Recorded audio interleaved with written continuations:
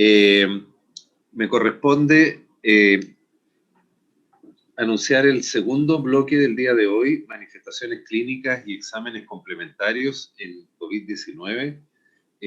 Tengo el honor de compartir este bloque con la doctora Mónica Torman y el doctor José Miguel Gutiérrez. Voy a presentar en primer lugar a la primera expositora, que es la doctora Mónica Torman Peinado, infectóloga, directora del programa de VIH y hepatitis de República Dominicana, vicepresidenta de la API, coordinadora del Comité de Tuberculosis y jefa del Departamento de Infectología del Hospital Salvador Gautier. La doctora Torman nos va a hablar de las manifestaciones clínicas del COVID-19. Adelante, Mónica. Muchas gracias, Carlos. Un placer poder estar con ustedes en el día de hoy. Si me permiten compartir pantalla, por favor.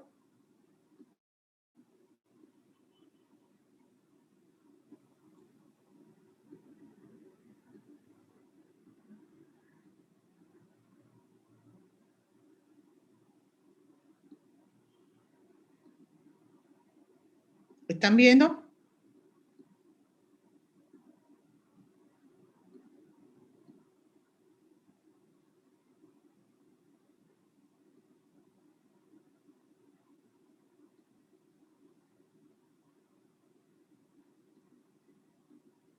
Estoy tratando de compartir pantalla y no me permiten. A ver, estamos viendo.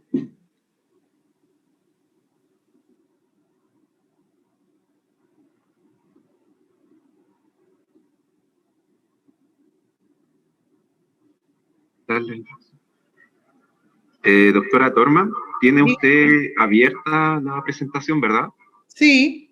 Ya, cuando usted coloque en compartir pantalla, le va a entregar un menú donde va a aparecer su presentación.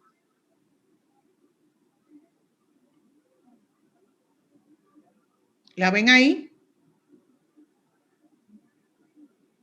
No, doctora.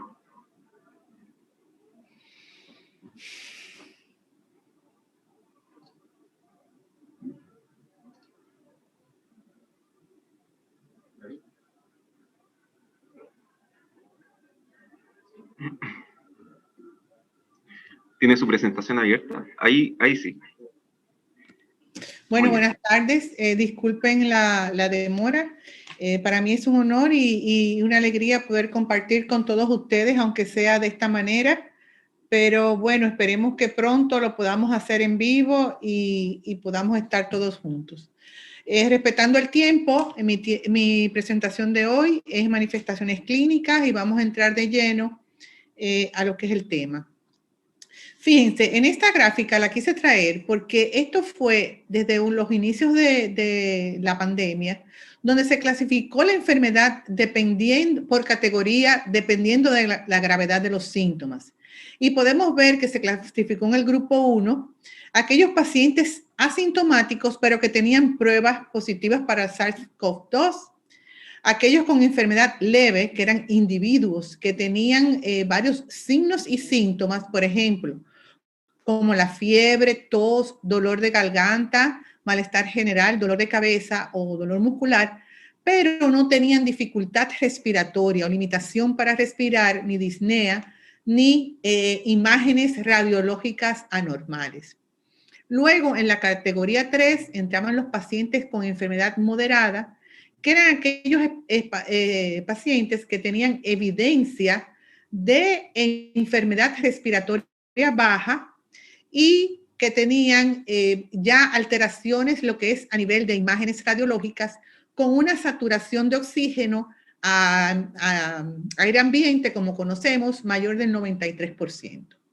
Luego venía la categoría 4, enfermedad severa. Eran aquellos individuos que tenían una frecuencia respiratoria de más de 30 respiraciones por minuto, una saturación de oxígeno menor de un 93% en aire ambiente, una FiO2 menor de 300 y que tenía en las imágenes radiográficas o tomográficas un infiltrado mayor de un 50%.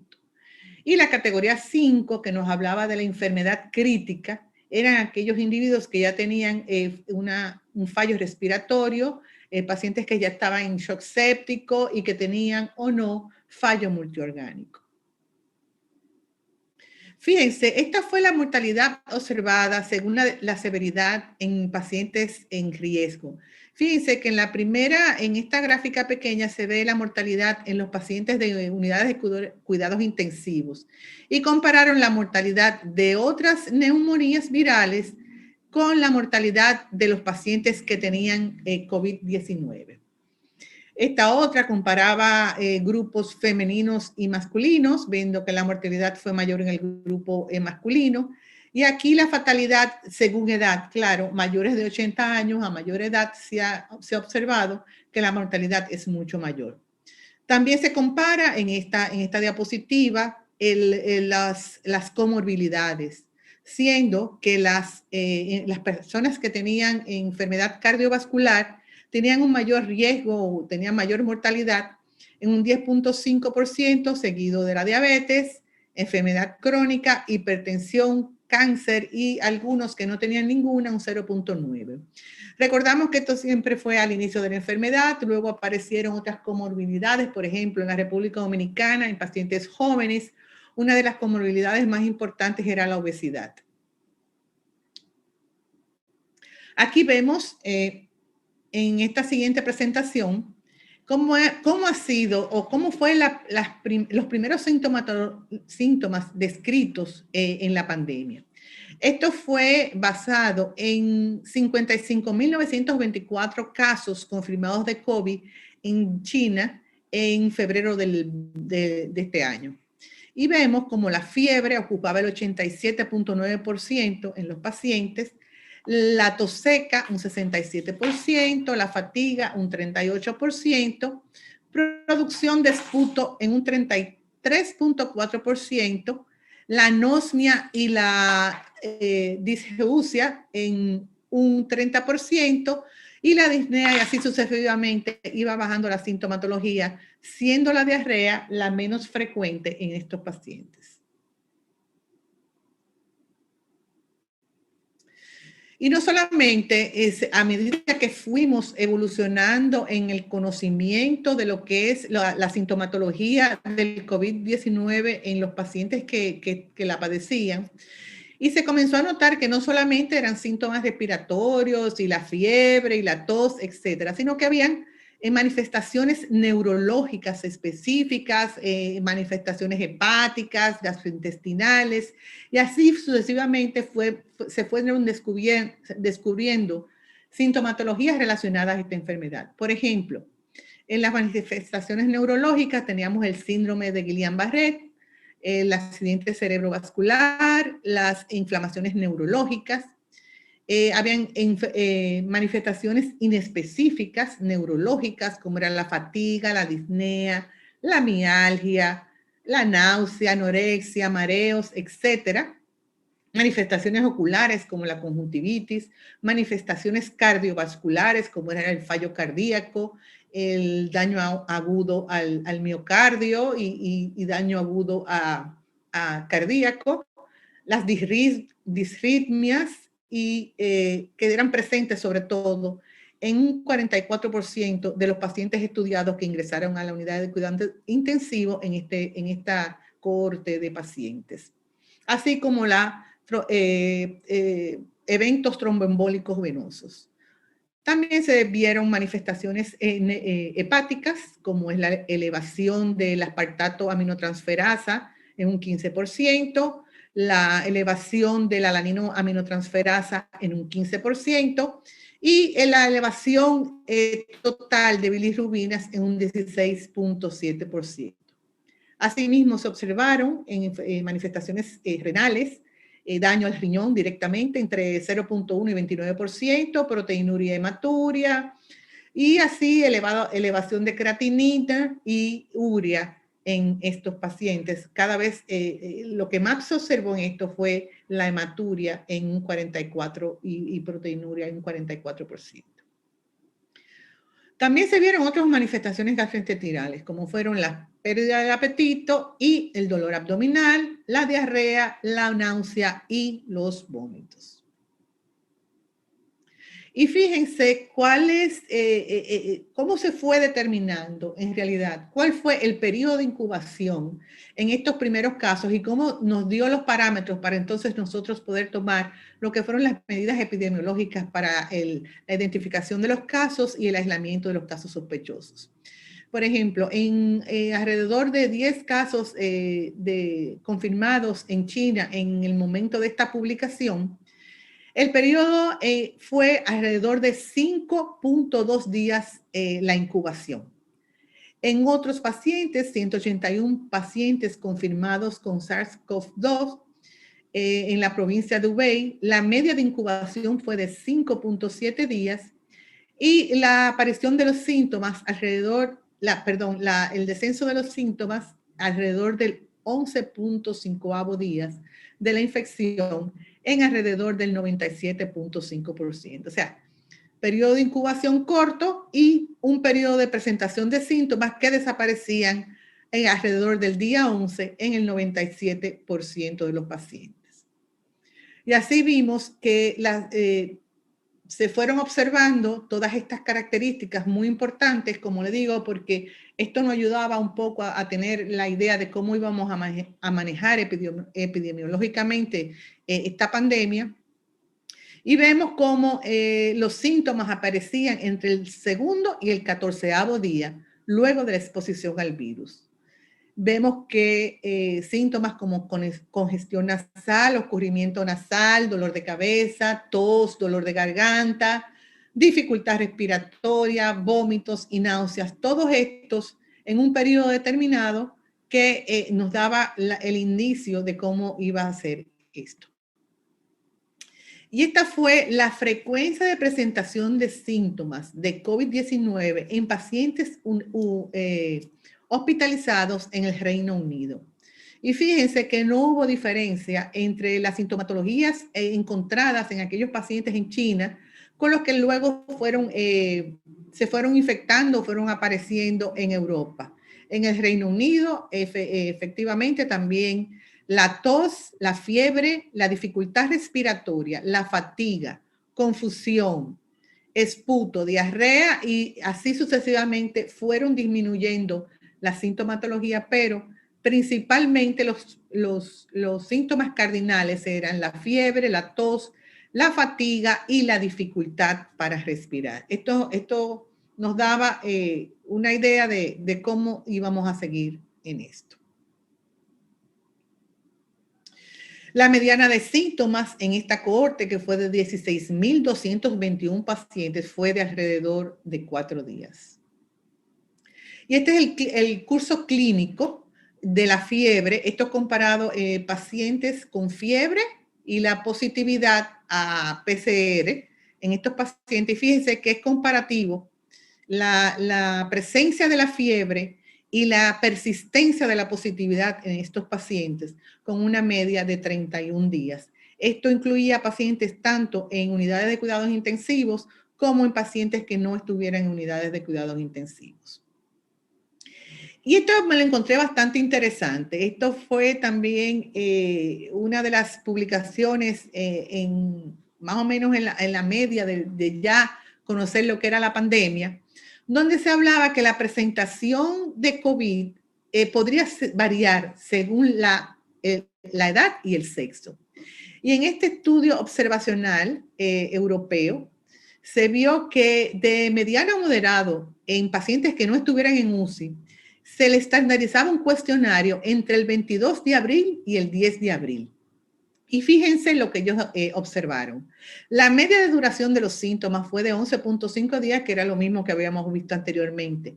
Pero la sintomatología auditiva, nasal, de garganta y la molestia de la garganta era más común en los pacientes jóvenes, mientras que la fiebre, la fatiga, la pérdida del apetito y la diarrea era más frecuente en los pacientes envejecientes. La pérdida del olfato, el dolor de cabeza, la obstrucción nasal, dolor de garganta y fatiga era más común en las mujeres y la tos y la fiebre más común en los hombres. En 17 casos fatales que fueron descritos en la Comisión de Salud de China, la media entre la aparición del primer síntoma a la muerte fue de 14 días aproximadamente, y esto era mucho más rápido, claro está, en los pacientes envejecientes, con una media de 11.5 días en mayores de 70 años versus 20 días en menores de 70 años.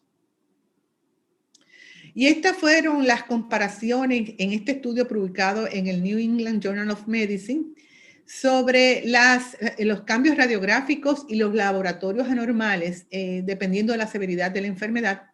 Comparaban a todos los pacientes, luego en esta columna los casos severos y los casos no severos, y claro, en los casos severos se vio un porcentaje entre 10 y 15% mayor de la sintomatología en aquellos que evolucionaron a casos severos que en aquellos que evolucionaron a simplemente casos no severos.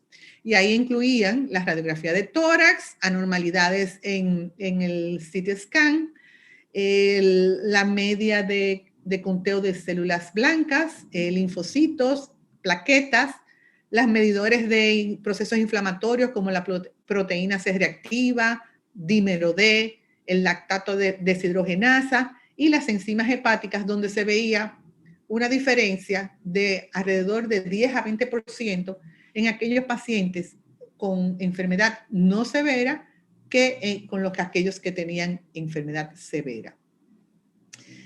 Y esto también me lo encontré muy interesante. Es la variación del curso clínico en aquellos pacientes estudiados en Wuhan, China.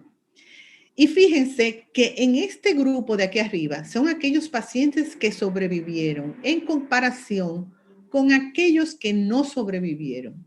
Y si nos ponemos a observar la sintomatología, prácticamente la duración de la misma fue similar en ambos grupos.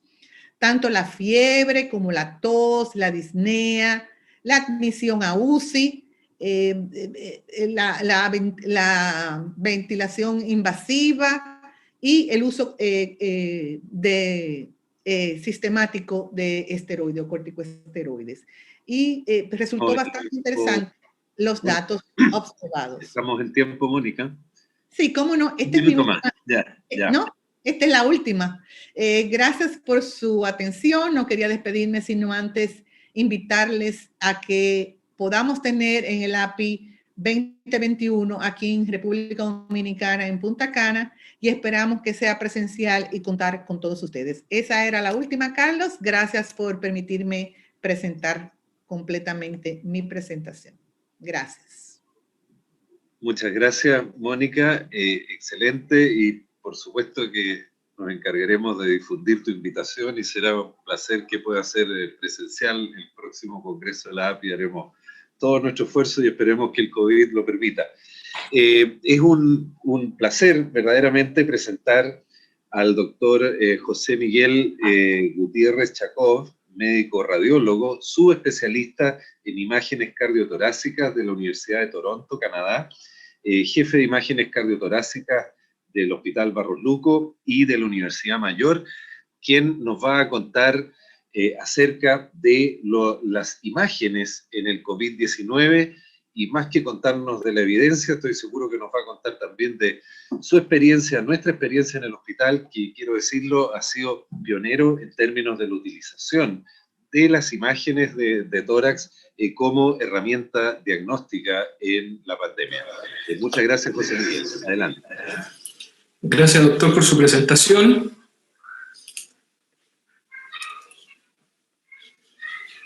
Vamos a ver.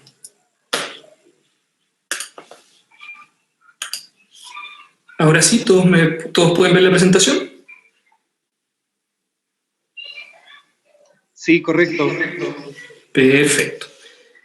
Entonces, vamos a centrar nuestra presentación en estos tres tópicos: la injuria pulmonar aguda y su correlación radiopatológica en COVID-19, algunas complicaciones que vamos a ir tocándolas con algunos casos, y la injuria miocárdica y su estudio con resonancia cardíaca.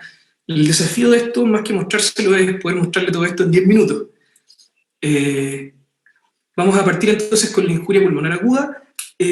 Por definición, ¿cierto? Desde el consenso de Berlín, separamos la injuria pulmonar aguda del distrés respiratorio, y la principal separación, además de algunos parámetros, ¿cierto?, fisiológicos, es la presencia de un patrón reconocible de daño pulmonar histológico o su correlación con imágenes. En el caso del COVID-19, estos son los tres principales patrones que nosotros encontramos: el daño alveolar difuso, ¿cierto?, el patrón de neumonía organizada y el patrón de neumonía intersticial no específica. Muy rápidamente, el daño alveolar difuso, ¿cierto? En el caso del COVID-19, como podemos ver acá, el virus va a ingresar y va a interactuar con las células del epitelio alveolar, va a llevar esto a producir una injuria suficientemente potente como para destruir el epitelio alveolar, acabar con los neumocitos 1 y 2, destruir la membrana basal del alvéolo con formación de detritos que determinan la presencia de membranas hialinas, ¿cierto? Este es hallmark de daño alveolar difuso. Pero además, para cumplir con criterios, tiene que haber también destrucción del endotelio de los vasos sanguíneos de la unidad alveolo-capilar, ¿cierto? Y posteriormente, varios días después, vamos a tener la proliferación celular en este alvéolo, ¿cierto? Siempre y cuando nos hayan quedado algunos neumocitos 2 por ahí que puedan ser capaces de volver a regenerar este epitelio, y la presencia de fibroblastos va a ser abundante. Y esto va a ser concomitante a la recuperación progresiva de las capacidades de nuestro endotelio. ¿Qué pasa en el COVID? Además agregamos algunas noxas. José Miguel, ¿puedes agrandar pantalla, por favor? ¿Poner pantalla completa? Sí, yo pensé que la tenía en pantalla completa. Deme un segundito.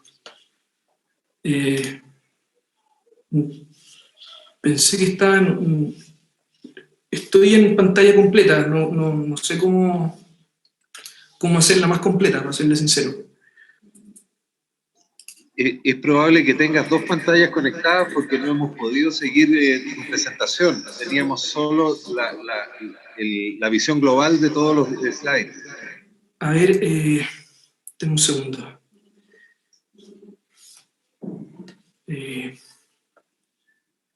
Vamos a detener compartición y lo vamos a hacer de nuevo.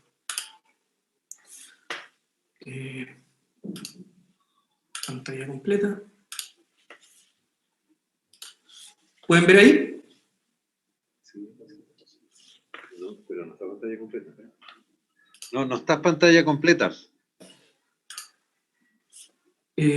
A mí me dice que está compartiendo pantalla completa. No sé dónde está sinceramente la falla. Ya está.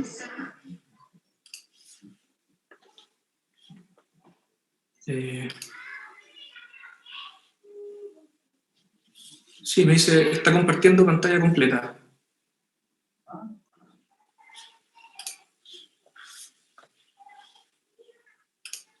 ¿Aún no se ve nada? Ahí está, ahí está. Ahora sí. ¿Ahora sí? Ya, disculpen. Sí. No, ahora no. Ahí sí. Ahora, ya. Ya, entonces veníamos desde acá, vamos muy rápidamente, entonces pasamos por las fases del daño alveolar, que son propias de cualquier noxa, ¿cierto? Pero que en el caso del COVID tiene además algunas cosas particulares. Por ejemplo, el porcentaje de trombosis de capilar alveolar en la serie de autopsia es muchísimo mayor a la influenza, que es nuestro punto de comparación, ¿cierto? Y el tipo de neoangiogénesis también es diferente. Y todo esto, en el fondo, tiene repercusiones en la evolución y, por supuesto, también algunas en la imagen. ¿Qué pasa con el daño alveolar difuso? ¿Cómo nosotros hacemos esta correlación entre la histología y las imágenes? Bueno, en la primera etapa es una etapa poco celular, por lo tanto, lo que vamos a tener es poca condensación y más bien opacidades en virus merilados y también alteraciones de los septos intralobulares. Eso es lo que vemos en la primera etapa del COVID-19 con estas áreas de virus merilados, ¿cierto? Principalmente subpleurales o peribronquiales que hemos visto en todos estos pacientes. Y posteriormente, en la medida que aumenta el número de células dentro del alvéolo, vamos a tener fenómenos organizativos que se manifiestan principalmente por aumento de las áreas de condensación y distorsión de la arquitectura del pulmón. En el caso de la neumonía organizada, y esto es una diferencia que teníamos que hacer notar, la gran cantidad de células que hay desde el inicio en la fisiopatología de la neumonía organizada hacen que la consolidación, los fenómenos consolidativos y organizativos se manifiesten muy precozmente y no tengamos esta pasada por vidrios merilados. Y esa diferencia tiene, obviamente, también implicancias en la evolución de estos pacientes. En la neumonía organizada tenemos múltiples patrones posibles, los 4 más importantes son los que tenemos acá a la izquierda, ¿cierto? Y es muy habitual que se presenten estos patrones todos juntos o múltiples patrones en el mismo paciente en la misma imagen. En el caso de la neumonía intersticial no específica, la inflamación es básicamente intersticial, y aquí la membrana basal del alvéolo y también el epitelio del endotelio del capilar pulmonar no tienen alteraciones, por lo tanto suele tener una evolución bastante mejor desde el punto de vista fisiopatológico, y la manifestación imagenológica de esto es básicamente áreas de vidrio esmerilado que tienden a respetar el espacio que está inmediatamente adyacente a la pleura. El problema de esto es que en muchos de nuestros pacientes encontramos todos estos patrones juntos, ¿cierto? Y también otro problema que más adelante va a ser mucho más notorio, ¿cierto? En el tiempo, posiblemente cuando el COVID baje su intensidad, es que obviamente todos estos patrones no son específicos de COVID-19, sino que los podemos encontrar en múltiples patologías. Y una cosa que hay que hacer notar en este punto también es que la fase organizativa del daño alveolar difuso, que puede verse muy parecida a una neumonía organizada, no tiene la misma evolución ni el mismo origen que una neumonía organizada o que un patrón de neumonía organizada propiamente tal. Por lo tanto, los pacientes que parten con patrones de daño alveolar difuso, o sea, que parten con vidrio esmerilado, obviamente que esperamos que tengan una evolución peor que los que parten originalmente con patrones de neumonía organizada desde el inicio. Respecto del TAC en COVID-19, todos sabemos que tiene una sensibilidad bastante alta, ¿cierto? Sobre todo en pacientes que tienen sintomatología respiratoria, como mostró recién la doctora, pero sí tenemos un par de causas de falsos negativos que son importantes. Primero, la toma temprana del examen. Sabemos que pacientes que se toman dentro de los primeros 3 días, hasta el 50% pueden resultar ser falsos negativos con tomografía computada, y son pacientes que pueden terminar incluso en ventilación mecánica durante su evolución. Y respecto también de pacientes que tienen síntomas respiratorios altos, o sea, pacientes que básicamente no tenían síntomas de neumonía, también la posibilidad de tener falsos negativos iniciales es mayor. Por último, la especificidad lamentablemente es baja, y va a ser aún más baja posiblemente cuando equiparemos las cifras de COVID-19 con las de influenza, puesto que básicamente pueden verse iguales. Y lo otro que hace que la especificidad no sea baja es la experiencia del radiólogo que informa el estudio. En radiólogos que tienen experiencia en radiología cardiotorácica tienen especificidades que están muy por sobre el 80% versus especificidades en radiólogos no torácicos que en algunos estudios no superan el 25%. Bueno, estas son nuestras imágenes típicas, ustedes ya están súper acostumbrados a esto, ¿cierto? Al lado izquierdo, las opacidades de vidrio esmerilado, la mayoría de ellas periféricas o peribronquiales, que representan o daño directo por edema secundario a la infección directa o daño alveolar difuso incipiente, y eso lo va a marcar la evolución. Y al lado derecho de la pantalla vemos imágenes básicamente neumonía organizada, ¿cierto? Con fenómenos de halo inverso, bandas densas subpleurales, algunas opacidades perilobulillares, que son propias de neumonía organizada, y la evolución que uno espera en estos pacientes versus el paciente a la izquierda es una evolución clínicamente mejor. Cerca del 20% de los pacientes tienen estas imágenes que les decía yo con respeto subpleural, que es esta línea negra que está aquí por debajo de las áreas de vidrio esmerilado, y que posiblemente el mecanismo de daño, o lo que han mostrado los estudios con biopsia, el mecanismo de daño de estos pacientes sea más cercano a la neumonía intersticial no específica, que tiene en general una mejor evolución que las otras dos mecanismos que mencionamos. Acá tenemos entonces un paciente que su primera imagen, 5 días después de iniciar los síntomas, es imagen típica de una neumonía organizada, ¿cierto? Con focos de halo inverso, ¿cierto? Principalmente en los lóbulos inferiores, y que algunos días después, 14 días después, vemos que la evolución fue la que esperábamos, con tendencia a la consolidación, que es lo que nosotros habitualmente vemos en las neumonias organizadas de evolución aguda que en subaguda. Muy distinto a lo que pasó con este paciente, que vemos que inició con áreas de vidrio esmerilado, que afectaron una gran proporción del pulmón, más de un 50%, y que en la evolución lo que nosotros vemos es organización de estas áreas, que es diferente al paciente anterior, ¿cierto? El paciente anterior partió organizado. Este paciente evolucionó como evoluciona el daño alveolar difuso a la organización de las alteraciones, ¿cierto? Pero manteniendo un estatus de este paciente en general grave. Este otro paciente también, si vemos, tiene amplias áreas de vidrio esmerilado muy difusas, que comprometen prácticamente el 70% de los campos pulmonares, y en su evolución vemos que empiezan algunos días después, 5 días después, a aparecer fenómenos organizativos, pero vemos que rápidamente, y como suele suceder con los pacientes COVID, lo que hemos visto en la experiencia del hospital es que un gran porcentaje de los pacientes que evolucionan con fenómenos de daño alveolar difuso avanzan rápidamente a cambios fibróticos con mucha distorsión de la arquitectura, con bronquiectasis por tracción, y son los pacientes que lamentablemente, que va a ser la epidemia del próximo año, van a presentar porcentajes altos de fibrosis pulmonar. Un porcentaje también no despreciable de pacientes se presenta con derrame pleural durante la evolución. Esto fue algo dinámico que se fueron viendo a través de las series de pacientes que se fueron presentando, y nosotros nos fuimos una excepción a eso. Hasta un 15% de los pacientes presentan derrame pleural, y lo importante para nosotros como radiólogos y para ustedes como clínicos es sospechar cuándo uno de estos derrames puede estar complicado o sobreinfectado. Y eso, como ustedes han visto seguramente en sus pacientes, los derrames loculados siempre nos tienen que orientar es que hay alguna complicación sobreagregada, en este caso una sobreinfección de este paciente. Otro paciente que estaba evolucionando como daño alveolar difuso, ¿cierto? Hasta que en un momento su saturación se cayó hasta el suelo y se le pidió un angiotac de tórax, y como podemos ver acá, tiene trombos al interior de la arteria pulmonar izquierda, también en la arteria pulmonar derecha. Este paciente tenía un tromboembolismo, en este caso aún sin compromiso, sin sobrecarga de cavidades cardíacas derechas. Lamentablemente durante la evolución sí la desarrolló, como podemos ver acá, y esto nos introduce a que podemos decir que hasta el 40% de los pacientes hospitalizados hace trombosis venosa. Es algo que nosotros hemos comprobado en nuestros pacientes, y que el TEP es encontrado hasta casi en un tercio de los pacientes que se hacen un angiotac de tórax con clínica de TEP en estos pacientes, que es muchísimo más alto que lo que vemos en la población general, ¿cierto?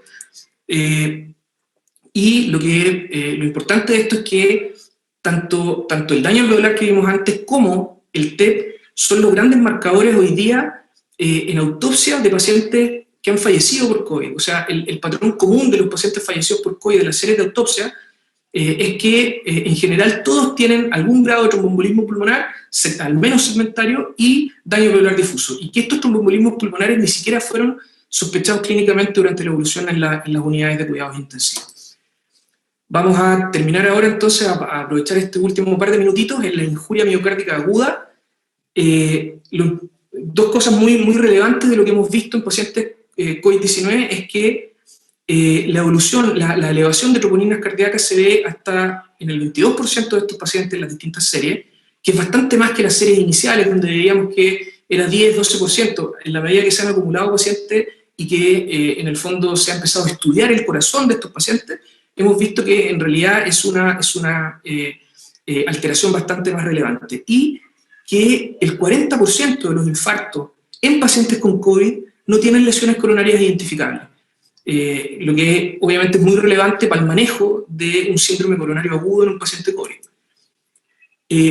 Se han separado los pacientes con compromiso cardíaco en dos: los que vienen de una neumonía grave, o sea, los que tienen un predominio pulmonar, que son la mayoría, ¿cierto?, en que el compromiso cardíaco es secundario, y muchas veces son pacientes que obviamente ya manejan presiones bajas, tienen otros factores de riesgo para tener daño cardíaco, ¿cierto? Pero hay un porcentaje no despreciable de pacientes, que es cerca de un 5% del total, que puede tener alteraciones cardíacas predominantes, sin una neumonía significativa, y en que la clínica es principalmente dolor torácico y arritmia, y algunas alteraciones de parámetros inflamatorios. Lo que vemos en general en todos estos pacientes son infartos agudos de miocardio con o sin supranivel del ST, miocarditis o miopericarditis, que son bastante habituales, y arritmias, bloqueos obviamente, y un porcentaje de pacientes que nosotros en nuestra experiencia no es tan pequeño, que es el paciente que vuelve después de su neumonía y vuelve con insuficiencia cardíaca dilatada, con insuficiencia cardíaca congestiva y con una miocardiopatía dilatada, y generalmente lo que refleja es la secuela de una miocarditis que no supimos diagnosticar previamente. Así, entonces, por ejemplo, nosotros lo que hacemos es que a los pacientes que tienen alteraciones de troponina se les toma una resonancia cardíaca. Esto, lamentablemente, nos demoramos algún tiempo en ponernos de acuerdo, ¿cierto? Pero finalmente logramos ponernos de acuerdo en qué íbamos a hacer con estos pacientes, y lo que hacemos es tomarle una resonancia cardíaca, para lo que nosotros desarrollamos un protocolo especial que es acotado, en que nos demoramos menos de 20 minutos, o sea, el paciente está poco tiempo en el resonador comparado con otros estudios, y podemos evaluar la motilidad de ese corazón y los caracteres tisulares del corazón y ver si efectivamente ese paciente tiene algún tipo de injuria miocárdica macroscópica que eleve obviamente su riesgo arrítmico y con esto su riesgo de muerte. Y las cosas que nos encontramos acá o que nos hemos ido encontrando es bastante acorde a lo que ha pasado afuera. Un buen porcentaje de pacientes tienen infarto, de esos hay un porcentaje significativo en que o son infartos tipo O o lícitamente nunca encontramos una lesión tratable. Un buen porcentaje de estos pacientes tiene miocarditis con o sin compromiso pericárdico, pero también hay un porcentaje de pacientes que hace cosas que son menos frecuentes de ver, como las miocardiopatías por estrés. Por ejemplo, los síndromes Takotsubo-like, en que tenemos alteraciones de la motilidad cardíaca, riesgo arrítmico elevado, o estos pacientes que yo les decía que llegan con miocardiopatías dilatadas como secuela de una miocarditis no diagnosticada. Un par de ejemplos solamente: este paciente tiene un COVID-19 confirmado, una neumonía que no tenía requerimientos de oxígeno en ese momento. Durante la evolución elevó troponina, tenía un electro no concluyente para isquemia, así que antes de llevarlo al angiógrafo se le tomó una resonancia cardíaca y lo que pudimos ver es que tiene estas áreas que están ahí en las flechas amarillas, están indicando unas áreas que son un poquito más blancas en las imágenes, que corresponden a edema y áreas de necrosis visualizadas en una secuencia que se llama realce tardío, que no son subendocárdicas, sino que son subepicárdicas o mesocárdicas, y que por lo tanto no tienen un patrón isquémico, y son propias de las miocarditis, ¿ya? Y esto fue diagnosticado obviamente como una miocarditis aguda asociada a COVID-19. Este otro paciente no tenía neumonía, llegó por dolor torácico, tenía troponinas elevadas, tenía un electrocardiograma atípico para isquemia, no tenía clínica respiratoria, su radiografía de tórax fue normal, y lo llevamos a la sala del resonador para tomar la imagen. Esto fue ya, tenía un par de días ya hospitalizado el paciente, y por mientras esperó el resultado de la PCR, que fue positivo. Y la resonancia magnética nos confirmó la presencia de estas áreas de realce tardío y edema de localización no isquémica propias de una miocarditis aguda. Este otro paciente tenía dolor torácico, troponinas cardíacas elevadas, un electrocardiograma con supra nivel del ST, o sea, un electrocardiograma típico, y obviamente sin clínica respiratoria. La sorpresa fue que al momento de evaluarlo en el angiógrafo, el paciente no tenía ninguna alteración coronaria significativa.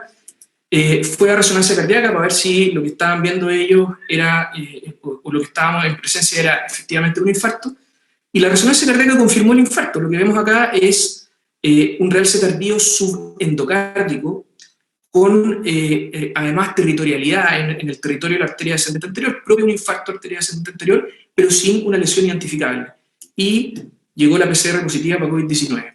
Esto ha sido algo bastante habitual en nuestra experiencia. Les digo que tenemos una serie ya de varios pacientes en que hemos tenido estas alteraciones.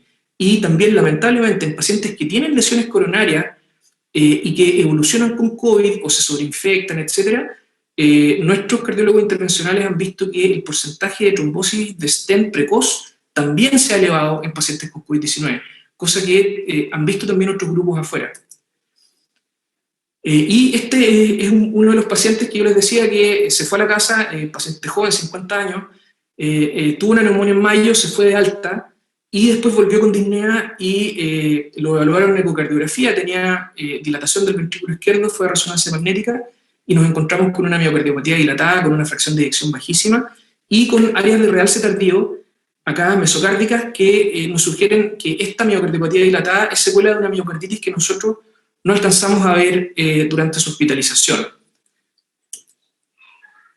Eso les puedo contar en esta verdadera carrera de 10 minutos. Espero que les sea útil y quedo abierto a sus preguntas. Muchas gracias, doctor Gutiérrez. Sin duda que van a surgir muchas preguntas, una presentación muy, muy interesante. Me toca a mí la última presentación.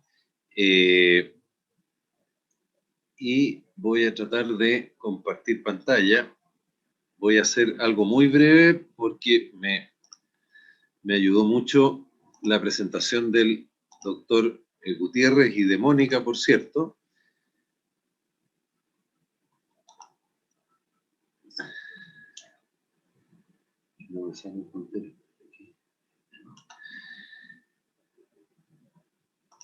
Entonces, vamos a hablar de algunos aspectos de laboratorio.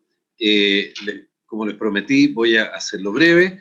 Y quiero remontarme, fíjense, a la fecha, a marzo, cuando yo pienso que a ustedes les pasaba lo mismo que a nosotros, estábamos ávidos de bibliografía y tal como pasa con los juguetes y la ropa, todo nos llegaba de China, ¿no es cierto?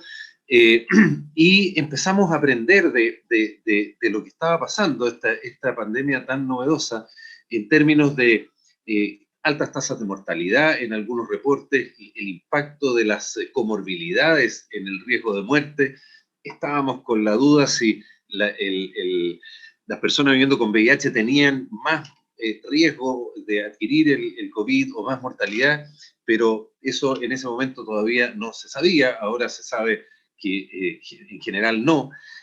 Y empezaron a aparecer algunas cosas interesantes y peculiares, como ya se ha destacado, y es estas neumonias con tanta activación de la cascada de coagulación y de la fibrinolisis. Y este reporte de que el dímero D era una característica importante en esta patología, estos primerísimos reportes mostraban que los elementos más sugerentes de laboratorio o orientadores hacia una etiología COVID, por cierto, no específico, pero también se asociaban a pronóstico, y así, por ejemplo, si comparábamos sobrevivientes y no sobrevivientes, los no sobrevivientes en rojo, por supuesto, el dímero D era claramente diferente. También esta cosa tan propia de la neumonía por COVID, que es la linfopenia, y en algunos casos linfopenia extrema, y que era más baja en los no sobrevivientes que en los sobrevivientes. Las citoquinas, en particular la interleuquina 6, y también con, no solo con la probabilidad de que estuviera alta como marcador, sino que además como marcador de severidad. Y este indicador de activación macrofágica, que es la ferritina, y que pasó a formar parte de nuestro panel de laboratorio de la neumonía comunitaria, ¿no es cierto?, y como parte de la sospecha COVID. También la troponina, como ya lo señalaba el doctor Gutiérrez, y LDH y otros elementos. Por la misma época, ya un estudio más grande, con cerca de 1000 pacientes, de los primeros pacientes, los que se dieron en Wuhan, nos empezaron a mostrar la importancia de la tomografía en la sospecha diagnóstica, incluso con muchos pacientes con PCR negativa y con diagnóstico por tomografía, y que se diagnosticaban en la segunda o tercera PCR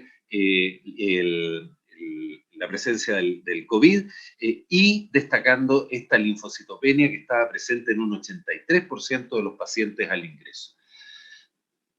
De este estudio, de estos primeros 1000 pacientes, llamaba la atención, además, ¿no es cierto?, que había un elemento que, si bien es cierto, no era muy frecuente, que era la leucocitosis. Incluso en un principio lo ocupábamos como un diferenciador: si había leucocitosis era más probablemente bacteriana, pero un 5,9% de los pacientes tenían leucocitosis, y si veíamos los que tenían enfermedad más severa o con un endpoint digamos, desfavorable, claramente ahí encontrábamos más pacientes con leucocitosis. Lo mismo, la elevación de pruebas hepáticas, no muy frecuente, pero también más frecuente en los que hacían evoluciones desfavorables. Y la linfopenia muy frecuente, 80%, y obviamente no alcanzaba, como era tan frecuente, a constituir una diferencia significativa, ¿no es cierto?, en términos de pronóstico, si bien se veían linfocitos más bajos en las personas que tenían evolución desfavorable. Y la proteína C reactiva, también como un elemento frecuente, en este caso siendo una infección viral, había una elevación significativa de la proteína C reactiva en el 60% de los casos, y también se veía con más frecuencia en las personas que hacían una evolución desfavorable. Vean ustedes, un 90%. Y nuevamente el dímero D muy frecuente, la mitad de los pacientes con dímero D sobre 500, y también con mayores elevaciones en pacientes con evoluciones desfavorables. Posteriormente empezaron a aparecer revisiones sistemáticas que confirmaron estos hallazgos, ¿no es cierto?, que había elementos frecuentes asociados a evolución desfavorable, ¿no es cierto?, y que eran elevación del recuento total de blancos, elevación de la PCR, elevación de la LDH, aquí también aparece creatina quinasa, que no es un marcador tan importante o tan frecuente, el dímero nuevamente y la linfopenia absoluta como asociados a altas tasas de mortalidad ya en revisiones sistemáticas y aparecen ahora mucho más recientemente, esto es de hace unos días nomás, y con participación de centros latinoamericanos, Chile, Argentina, entre ellos, este análisis de marcadores de severidad y mortalidad, y ustedes pueden ver que lo que, si van directamente a los odds ratio, en términos de mortalidad tenemos acá, y acá tenemos en términos de severidad, se van a encontrar que lo que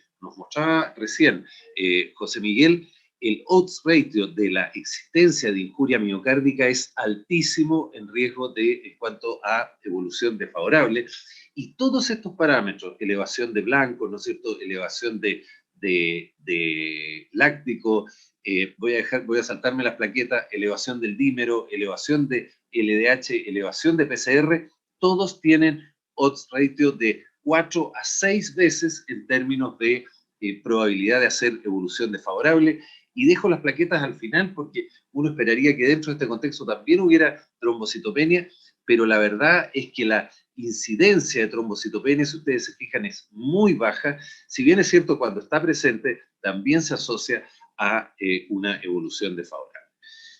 Ya se señaló en la presentación anterior qué es lo que le pasa a este pulmón en presencia de este virus que yo inicialmente le decía a mis becados, pero si este es un virus pobre, un virus penca, es el virus del resfrío, ¿cómo produce tanto daño? Y la verdad es que claramente eso tiene que ver con una respuesta descontrolada de una serie de mecanismos inflamatorios y tromboinflamatorios que pueden llevar a un síndrome de hiperinflamación asociado a trombosis, y la presencia del virus entrando al alvéolo, ¿no es cierto?, los neumocitos tipo 2, las células endoteliales, hace que estos macrófagos se activen de tal manera que constituyen un verdadero síndrome de activación macrofágica, como les voy a mostrar, generando no solo la respuesta inflamatoria en términos de edema, infiltración celular y eventualmente organización, como les mostraba el doctor Gutiérrez, sino que también una marcada inflamación y activación a nivel endotelial que lleva a la trombosis y a estos marcadores tan particulares de neumonía, que es la activación del sistema fibrinolítico que hemos presenciado. Quiero terminar con este estudio, estamos bien dentro de los tiempos, que es una definición de este síndrome hiperinflamatorio o trombohiperinflamatorio que se hace en este trabajo y que separa todas estas manifestaciones clínicas y de laboratorio que hemos estado conversando en 6 áreas específicas para crear un índice de hiperinflamación y de severidad. Fiebre, un criterio muy frecuente en los casos graves, pero inespecífica, menos específica.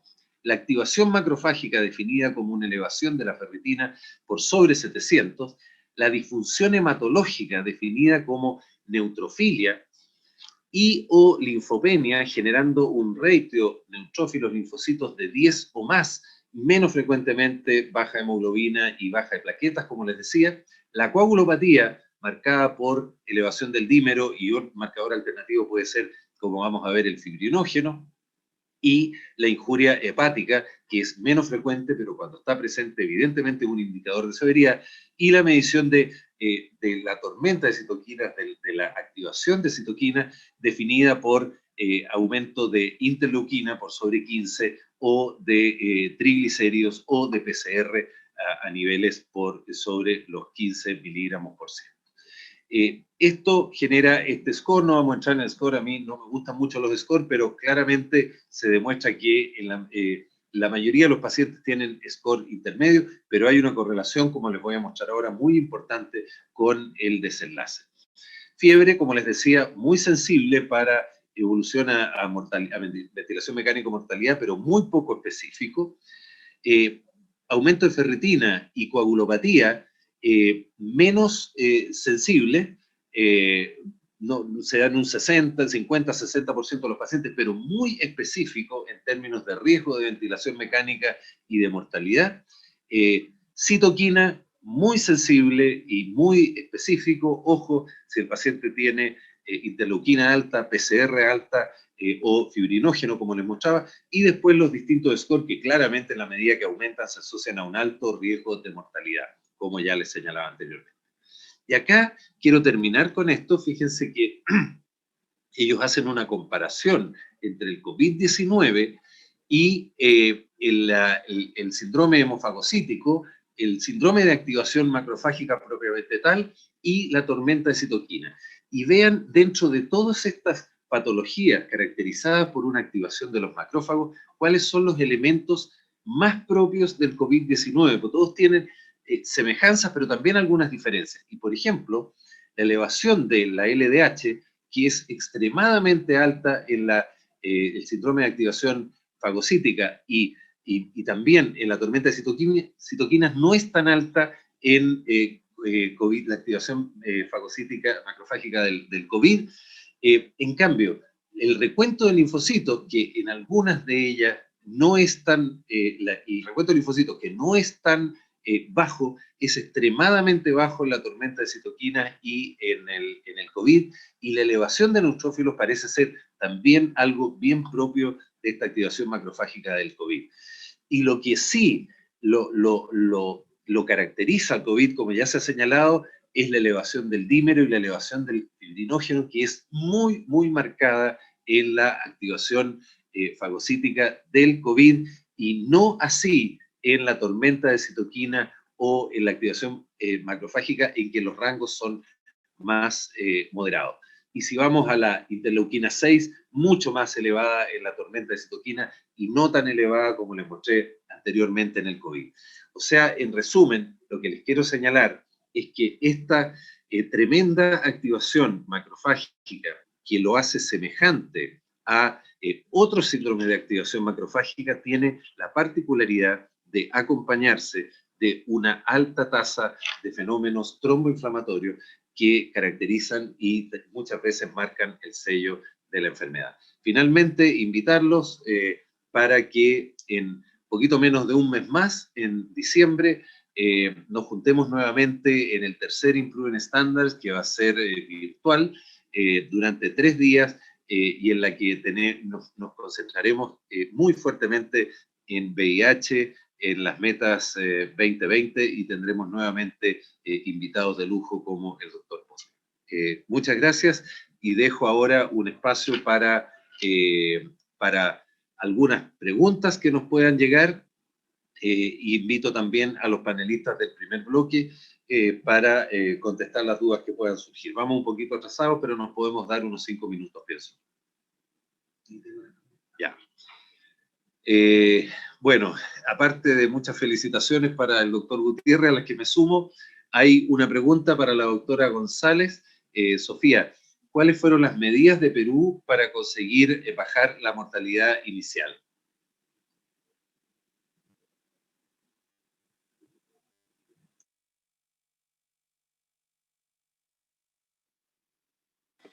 Sofía, para que abras tu micrófono, por favor.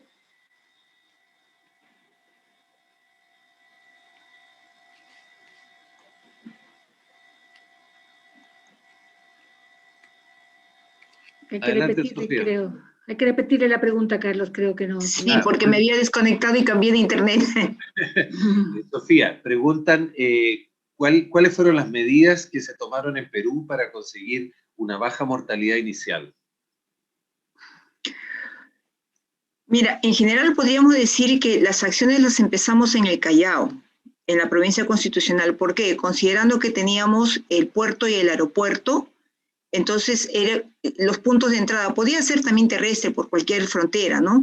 Pero donde pensábamos, y de hecho entró con un tripulante de vuelo que fue el primero que llegó.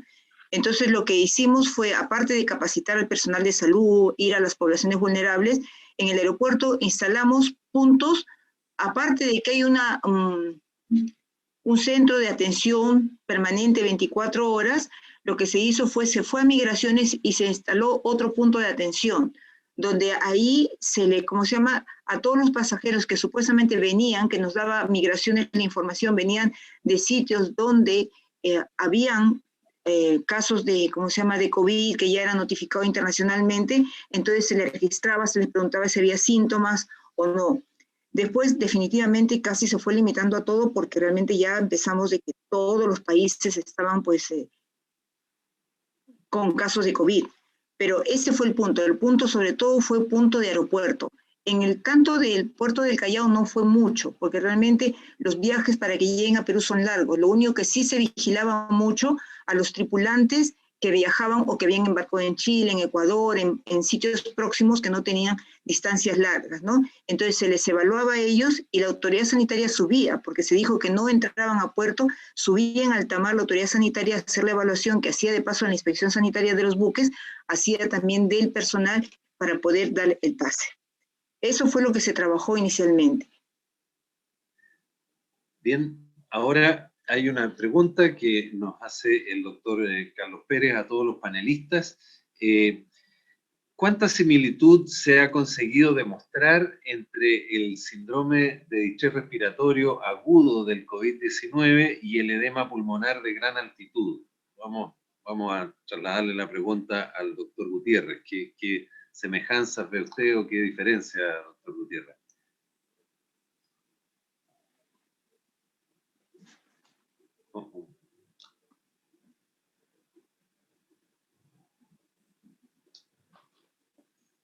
Parece que está informando escáner el doctor Gutiérrez. ¿Y si se escucha? Sí, ahora sí, ahí sí. Sí, disculpen. Miren, hay similitudes con cualquier edema pulmonar, ¿ya? Pero en realidad el patrón es un patrón, el patrón de injuria pulmonar propiamente tal, es un patrón tan característico que para un radiólogo, en realidad un radiólogo general fácilmente lo va a distinguir, ¿ya? Yo creo que respecto de cualquier edema pulmonar va a estar en el diagnóstico diferencial, si ustedes quieren, pero en realidad no va a ser una dificultad diagnóstica realmente. Sí, no lo va a ser. Muy bien. Aquí hay una pregunta que me hacen a mí y tengo otra para el doctor Gutiérrez, para dejarlo descansar un poco. De los biomarcadores de laboratorio en un entorno de escasos recursos, ¿cuáles recomendaría realizar? Definitivamente, por cierto, un hemograma con hematológico diferencial, una proteína C reactiva que ha demostrado importante valor pronóstico en los estudios que les mostré. Estoy tratando de enfocarme en los que puedan ser más fáciles de implementar en un contexto de escasos recursos. Y si yo tuviera que elegir un tercero, sin duda el dímero D. Por cierto, la importancia de las troponinas ya la señaló el doctor Gutiérrez, pero en un contexto de diagnóstico, sin duda que yo me inclinaría por esos tres. Ferritina, por cierto, que es muy importante. Procalcitonina no tiene tanto valor. Y la interleuquina 6, la verdad es que nosotros la implementamos específicamente en un protocolo de uso de tocilizumab. Nos sirvió. Encontramos algunos pacientes con punto de corte sobre 60, pero yo pienso que claramente hemograma, PCR y dímero son los tres que yo pondría en el top. Y la otra pregunta para el doctor Gutiérrez, después hay una pregunta más filosófica, es ¿qué valor le asigna la ecografía torácica para el diagnóstico de la neumonía por COVID? Esta es una pregunta bien interesante porque los grupos europeos, principalmente italianos y españoles, que han desarrollado muchísimo la ecografía torácica, la ocuparon con buenos resultados. Ahora, la ocuparon con buenos resultados pensando en que en realidad la visualización de imágenes de vidrio esmerilado y condensación con ecografía cuando son periféricas es bastante clara, ¿ya? El problema que tiene la ecografía son básicamente dos. Uno es la poca especificidad que tiene. O sea, cuando no nos encontremos en contexto pandémico, lo que tú vas a ver con ecografía en COVID-19 va a ser lo mismo que en cualquier paciente que tenga una condensación. Y con los distintos protocolos, con el protocolo Blue o con los distintos protocolos de utilización de ecografía torácica en UCI, en realidad, cuando tengamos pacientes que tengan otras patologías, no nos va a ser de mayor utilidad diagnóstica. ¿En qué nos puede servir? Sí, para ir evaluando la evolución de estos pacientes. En En eso sí, un paciente que tú no puedes sacar el escáner, un paciente en que la radiografía no te entrega las respuestas que tú quieres, sobre todo en los cambios rápidos que a veces tienen estos pacientes, en eso sí, si uno tiene un grupo entrenado en ecografía torácica, es muy útil. En pacientes que uno tiene dudas, por ejemplo, que uno no los puede llevar al escáner y tiene dudas de si lo que está pasando con ese paciente es precisamente edema o son áreas de condensación infecciosa, la evolución del edema en ecografía torácica es muy rápida y sí es muy útil. Y el segundo punto muy importante que hay que tener en cuenta es que precisamente en nuestros países no tenemos gran experiencia en ecografía torácica, no tenemos grupos que estén entrenados en esta técnica, por lo tanto creo yo que no sería de gran utilidad su utilización masiva, porque precisamente creo yo que no teniendo una masa crítica entrenada en esto, va a terminar siendo más un problema diagnóstico que una solución. Muchas gracias. Estamos muy pasados de tiempo. Yo quiero darle el pase a la doctora Cassetti. Voy a dejar planteada una pregunta que no nos va a dar para contestar en detalle, pero que me parece muy interesante, que es cuál creen los panelistas que debieran ser las diferencias de enfrentamiento en los rebrotes con la experiencia recopilada. Vamos a dejarlo adelantado para irlo tocando en otros bloques, pero sin duda más testeo, más trazabilidad son elementos centrales. Les quiero agradecer muy sinceramente a los panelistas del primero, que creo que ha sido extraordinariamente interesante y útil. Se han mostrado experiencias interesantes, se han resaltado los aspectos más importantes del diagnóstico del COVID y las características epidemiológicas. Y ahora es un honor para mí dejar a la doctora Isabel Cassetti, gran amiga y gran profesional, que va a liderar la parte más crítica de este día, y que es precisamente el COVID-19 y el paciente crítico. Adelante, Isabel.